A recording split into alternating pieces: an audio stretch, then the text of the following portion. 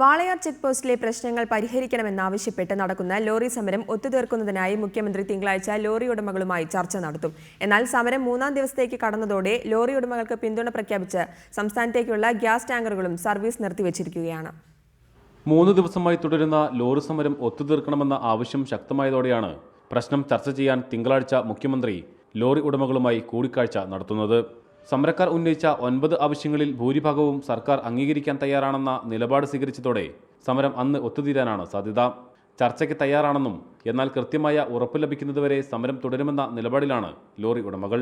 கேரள மக்களை உம்மன்சாண்டி பட்டினி போட வேண்டாம்னு சொல்லிட்டு நாங்கள் தாழ்மையோடு கேட்டுக்கொள்கிறோம். இந்த ஃபங்க்ஷன் நேரத்தில் தயவு செஞ்சு உடனடியாக பேச்சுவார்த்தை நடத்தி ஒன்று சிம்பிள் ஒத்த அவரில் இந்த பிரச்சனையை முடிக்கலாம். സമരത്തിന്റെ ഭാഗമായി ചരക്ക് ലോറികളുടെ വരവ് കുറഞ്ഞത് വ്യാപാര മേഖലയെ ബാധിച്ചു തുടങ്ങി.